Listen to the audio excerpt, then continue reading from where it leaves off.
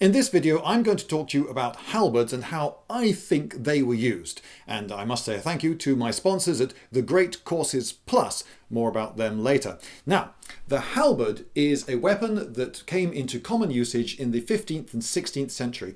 It's from a time in which the men doing the fighting are professionals wearing professional kit, and they've got lots of armour.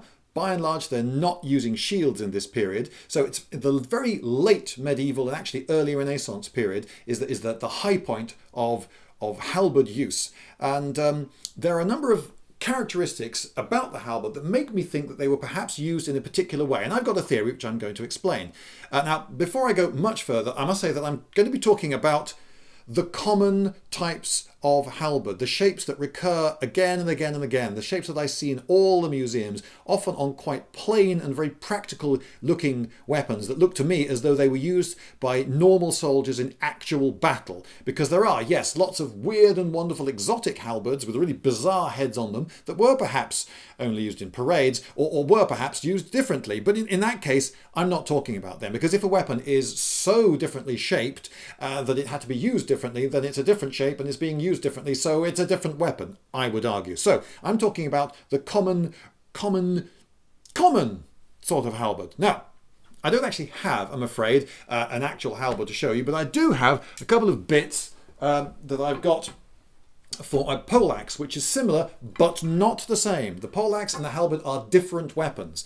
Now this haft of ash that I've had made for me specifically to become the haft of a poleaxe, and so you can see that I thought maybe this sort of length was suitable.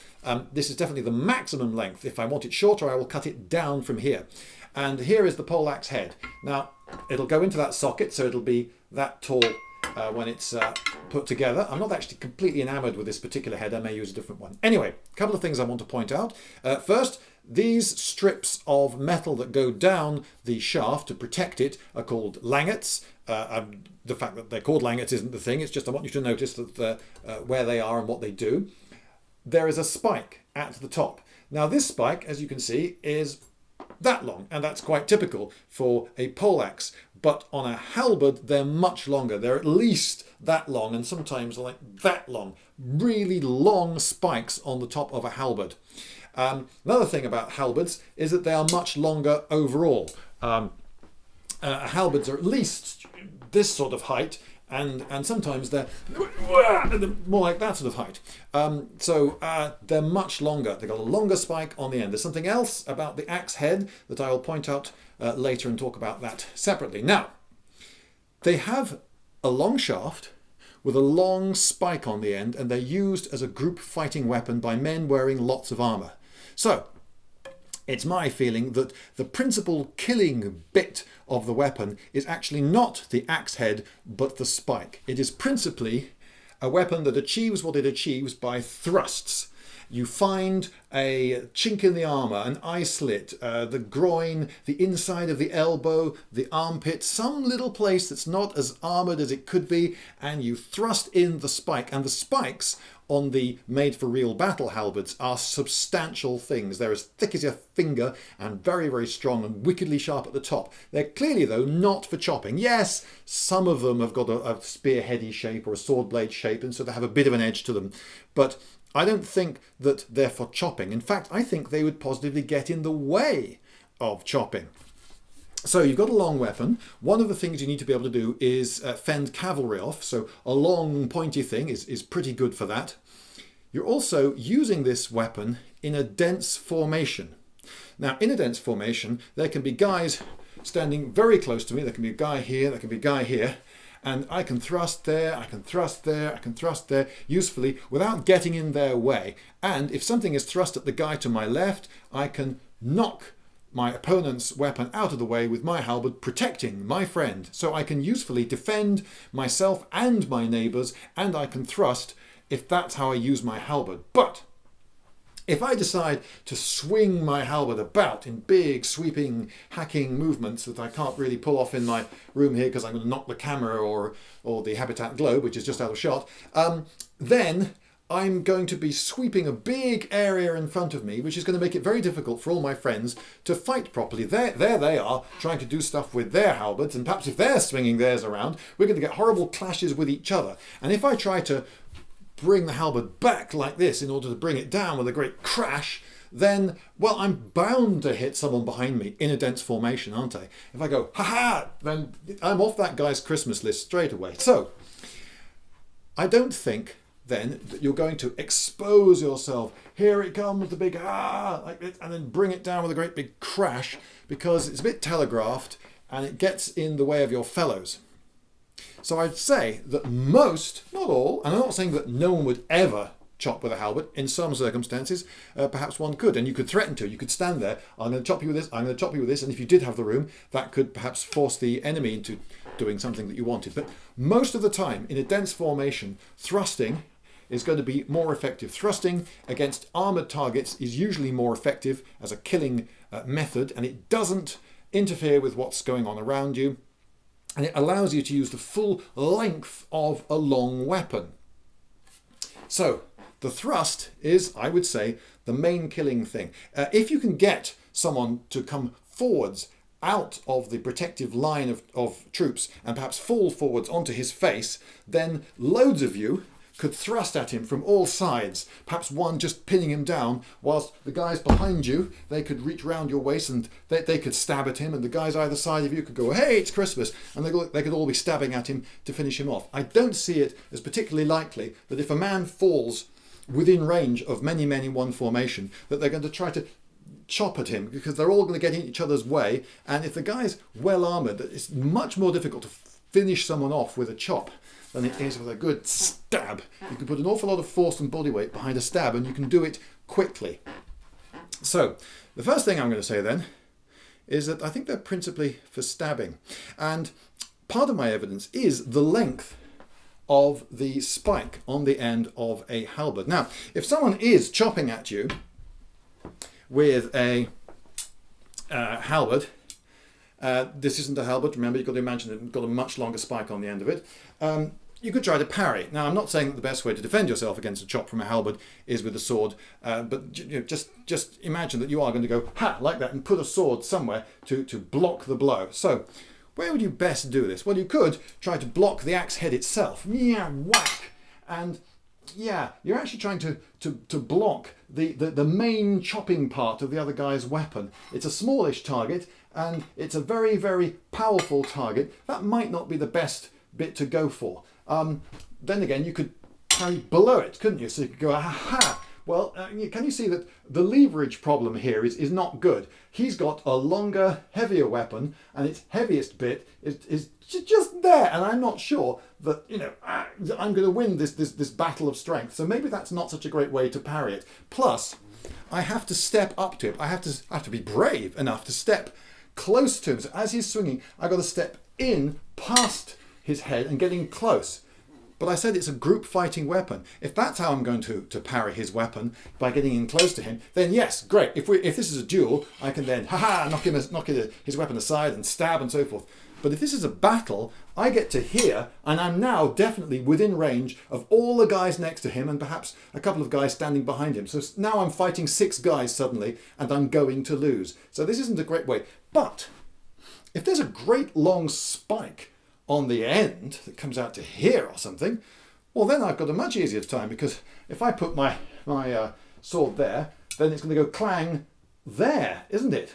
And now the leverage is really good. Now I can throw his weapon aside quite easily, because the leverage is, if anything, in my favour, and I can be stepping backwards, moving backwards, and I can be moving backwards to safety. I much prefer that. And it's a very big target. That long spike at the end, if it's coming at me in a swinging motion, is a very big thing I can aim for to bring up my parrying weapon. Again, I'm not saying that doing that is actually a great way to defend, but if you were, I'm just trying to show you that long spike on the end, if you're using the halberd as a chopping weapon, is actually a bit of a liability. And it's a liability in another way too, because imagine it's got a long spike on the end. So the halberd comes in, and what it's intending to do is this. I think you'll agree, ow. But let's imagine that I see it coming and think, oh, flinch a bit, and just step back a little bit, like this. Okay, now if it's got a very short spike on the end, what will happen is I step back, and instead of being hit there, I get hit, oh, lower down. And it packs a punch. The big, weighty, choppy bit of the weapon hits me solidly where I would prefer it not to.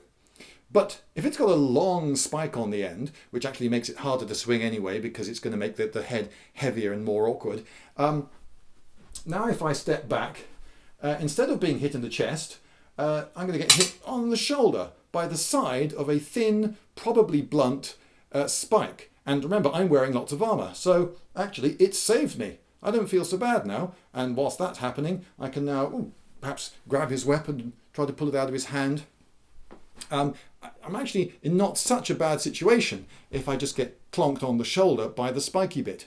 The long spike on the end of a halberd is a liability if you're trying to chop in the way that it's often supposed that people chopped with other weapons like axes and pole axes. Now, I said I was going to say something about the Great Courses Plus, and I shall. The Great Courses Plus is an internet service that provides loads of lectures on all sorts of topics. I've been looking principally at the history ones, but there is science and maths and photography and other things too. I noticed, for instance, that there's a course on the Etruscans, and they couldn't resist, though. They couldn't resist calling it the mysterious Etruscans. Now, I'll grant you, it's true.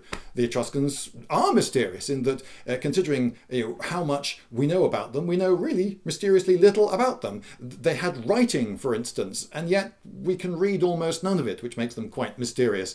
And they were a prominent civilization that influenced the Romans, and yet we still don't really know all that much about them. So yes, they are mysterious in that sense, but I don't know, whenever I hear the word mysterious applied to a people of the past like that, I always think that you're suggesting that the actual people themselves were mysterious and acted strangely. I'm sure if there was an Etruscan bricklayer getting on with laying Etruscan bricks, and you said, he would say something like, in reply. He wouldn't act all mysterious because he was just a guy.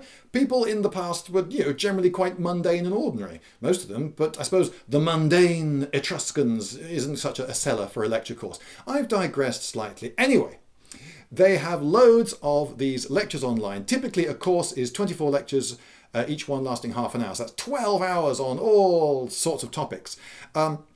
Which I hope are of great interest to you. And if you want to try them out, you can, because if you click the address in the link of this video, or if you much prefer typing things out for reasons I don't completely understand, you can type out www.thegreatcoursesplus.com/Lindybeige. Yes, I think I got it right that time. And then that's another way of getting to a landing page where you will be given a free offer of 1 month's free trial. So you can see an awful lot of lectures in 1 month, and if you don't like it, well then unsubscribe. But I am interested to know if people are liking it, because have I found a good sponsor? Is this the right company that I should have sponsoring my videos? So please, if you've tried out the Great Courses Plus because you've seen me talk about them, could you say so in the comments and tell me something about how it went and how good an experience or heaven forfend bad experience you had? Yeah, please, I'd like a little bit of feedback on this. Oh, what I couldn't do with a bowl of fake pomegranates like that. Oh yes, look at that outfit. Even his tie is beige. I like this guy. Now, back to halberds. Now, you remember that I said that there's an important other difference between the shape of a poleaxe head, or certain other axes, and a halberd, and that is to do with the axe choppy bit. Now, you'll see that the face of this is set sort of at right angles to the shaft. Okay, so the straight edge of it here is parallel, but it's set such that if I swing with this to hit you, the perfect angle is at right angles to the shaft, the perfect angle for hitting you. So you would imagine that this is swung with that sort of sideways chopping motion because that's the way the blade is set. But on a halberd, if it's got a straight edge, and many of them have straight edges, far more of them have straight edges or concave edges, which you don't see on other sorts of axe. They have straight edges and concave edges, and not convex edges, which you would normally expect. Probably a reason for that. And they're set at a different angle. So instead of the axe head pointing that way, it points that way. It points towards the user, towards the holder of the weapon, not towards the enemy or sideways.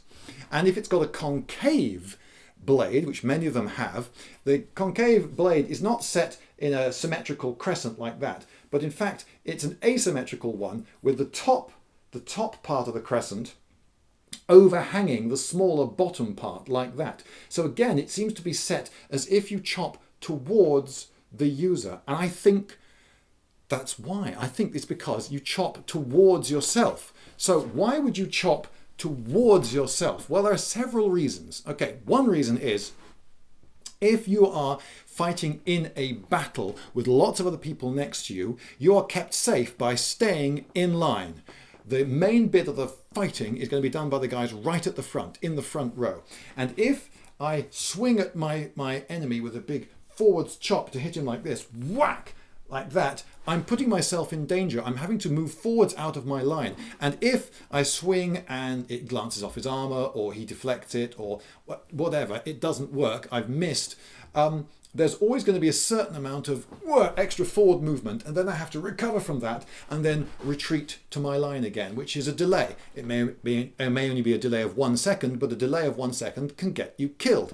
So if I have to expose myself by chopping and going forwards to hit properly with my axe head, then it's dangerous. But I can actually do more damage just by thrusting, and I've got better range, so I don't have to step so far out if I use the big pointy bit. But what if you chopped towards yourself? What if I've thrust perhaps, and I've missed, and then as I come back, I chop towards myself. I put in a chopping movement as I come back. Well, there are several advantages. One is that as I chop, I'm retreating at the same time. There isn't that delay. I get back to safety of my fellows very, very quickly. And that's how a lot of people fight. If you've seen, I don't know if you, I don't know what sort of school you went to, but if you went to the sort of school that I went to when I was little, there were quite a few playground fights. You'd often get one gang squaring up against another gang, and nobody actually really wants to fight. No one actually really wants to get hurt at all. They'd much rather get on secretly. Don't tell anyone that. Outwardly, they're all really up for it. And each one individually is so much braver than the guys next to him. And you have guys going, come on in, come on in, come on in. And they ostentatiously step forward out of line, putting themselves in danger. But as soon as anyone actually looks as though they might actually take him on, he goes, all right, yeah, come on. Oh, why not? What? He just immediately nips back to the safety of his fellows and then says, oh, what? I thought you were brave. But no one is suicidal. No one wants to, on his own, go right into the middle of all the enemy and get beaten on from all sides. So if I can retreat to my fellows really quickly, that's handy. And I'm only going to take a risk of stepping out for the shortest possible period of time. So I come out, and constantly I'm coming back. And that didn't work. And I've got an opportunity there. I'm going to go for it. Oh, it didn't work. And I won't come back again. But I can do that pulling chop. Every time I come back, I can do a pulling chop. And why might I want to do that? Well, halberds, I've got the hook on the back, and the blade on the front is quite hook-like.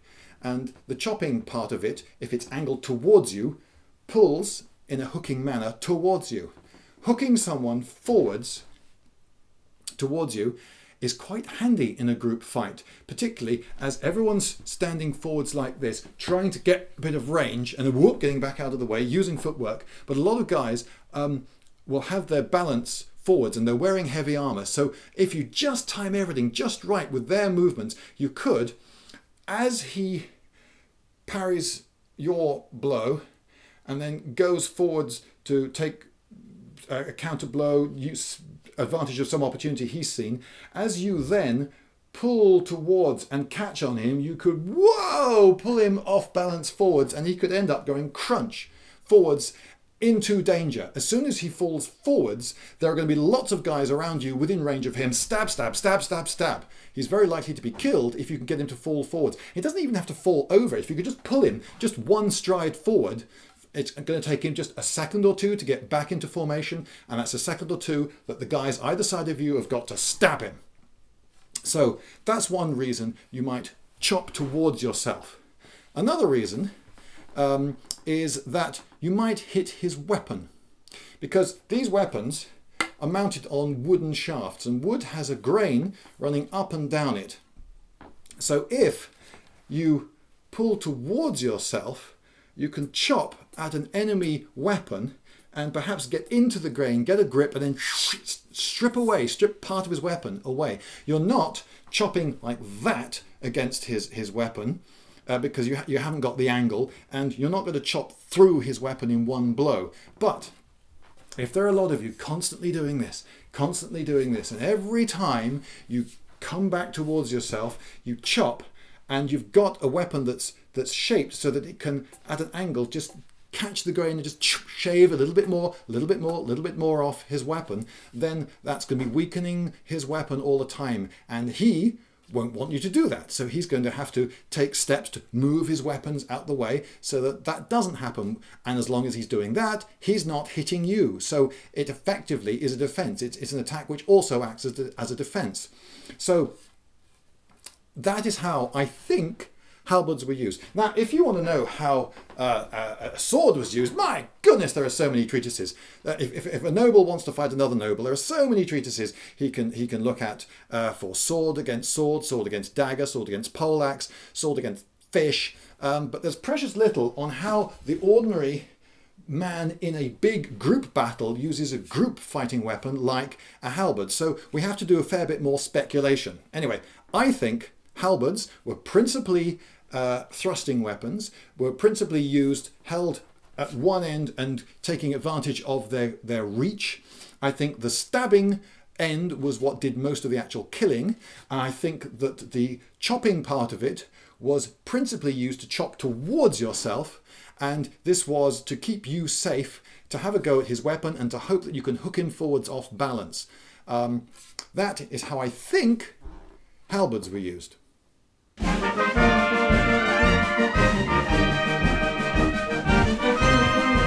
Lindybeige!